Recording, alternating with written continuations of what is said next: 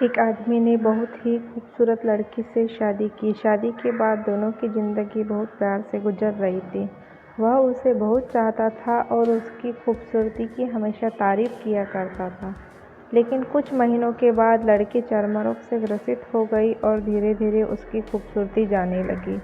खुद को इस तरह देखते उसके मन में डर समाने लगा कि यदि वह बदसूरत हो गई तो उसके पति उससे नफरत करने लगेगा और वह उसकी नफरत बर्दाश्त नहीं कर पाएगी। इस बीच एक दिन पति को किसी काम से शहर से बाहर जाना पड़ा। काम खत्म कर जब वह घर लौट रहा था, उसका रास्ते में एक्सीडेंट हो गया। उसने अपनी दोनों आंखें खो दी, लेकिन इसके बावजूद भी उन दोनों की ज़िंदगी सामान्य तरीके से आगे बढ़ती रही।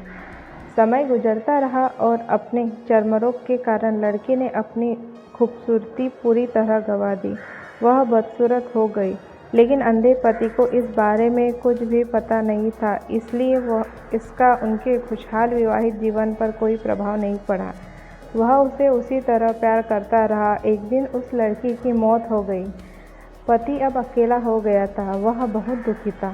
वह उस शहर को छोड़कर जाना चाहता था। उसने अंतिम संस्कार की सारी क्रियाविधि पूर्ण की और शहर छोड़कर जाने लगा।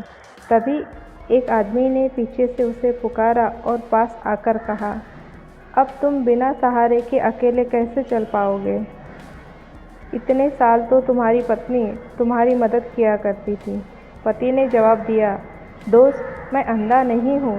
मैं बस अंधा होने का नाटक कर रहा था, क्योंकि यदि मेरी पत्नी को पता चल जाता कि मैं उसकी बदसूरती देख सकता हूँ तो यह उसे उसके रोग से ज़्यादा दर्द देता। इसलिए मैंने इतने साल अंधे होने का दिखावा किया।